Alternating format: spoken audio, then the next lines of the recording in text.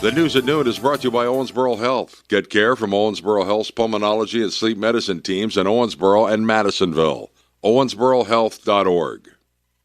Sunday night severe storms produced several confirmed tornadoes in Indiana and Illinois. 14 First Alert meteorologist Arden Gregory was on the Wiki Morning Show. Several reports of tornadoes across the tri-state last night. Tornadoes in Illinois. We had tornadoes in Indiana. We had some of the worst damage has been in Gibson and in Warwick counties. Newburgh was hit very hard last night. Multiple tornado reports all across Illinois and Indiana last night. The complex there where the Ruler Foods is and the Kim's Furniture, that strip mall, took some very heavy damage there. In Gibson County, several homes and businesses sustained major damage, including Blythe Chapel in Owensville. That was destroyed. The church stood for 96 years. In Illinois, 2 are dead, 5 injured. Jefferson County Sheriff Jeff Bullard said 2 victims were killed when tornadoes hit 2 single-wide trailer homes near Mount Vernon. In Indiana, no serious injuries were reported.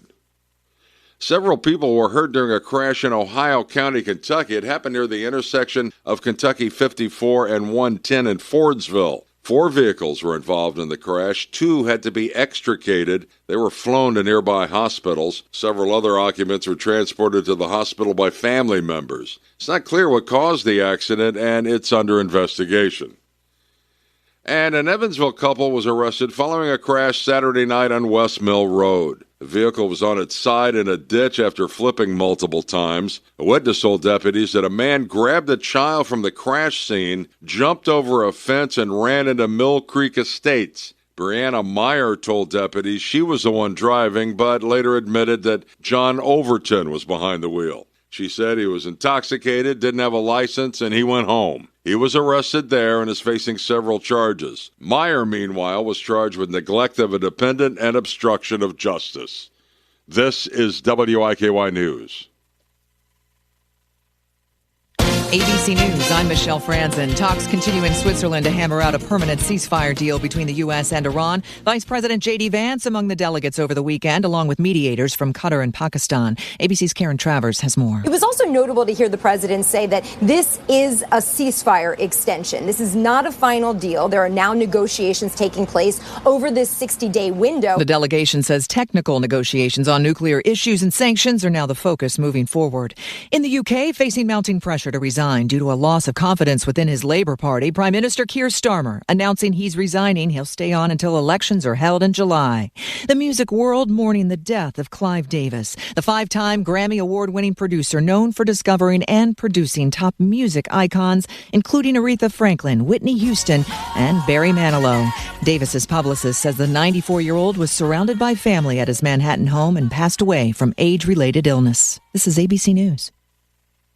Hot summer days and high energy bills are on the way. Upgrade your home's old leaky windows this month during Window Nation's Buy 4 Get 4 free sale. Yes, half of your new beautiful energy efficient windows free. Plus no money down and no monthly payments or interest for 2 years. Call now 866-200-8670 or windownation.com. In select markets, trust our family of brands, New South Window and ArmorView. That's 866-200-8670 or windownation.com to book a consultation.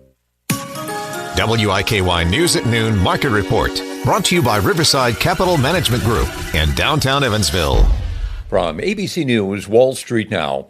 With tech shares, specifically SpaceX, struggling, the S&P has opened the trading week lower. The index was off 0.3% this morning, while the Nasdaq was down 1%. The Dow was bucking the trend, climbing 173 points to start the week. Peace talks between the U.S. and Iran appear to have yielded at least one concession from the U.S. Treasury Secretary Scott Bessent says production, delivery, and sale of Iranian oil will be allowed through August. Longtime Federal Reserve Chair Alan Greenspan noticed the maestro has died at home from complications of Parkinson's. He was appointed to the chairmanship in 1987 by President Reagan and held the job until 2006. He was 100 when he died. As students relish a few months away from the classroom, Walmart is already discounting back-to-school dorm furniture and electronics. Amazon, meanwhile, is highlighting some back-to-school Prime Day deals that begin tomorrow. Jim Ryan, ABC News.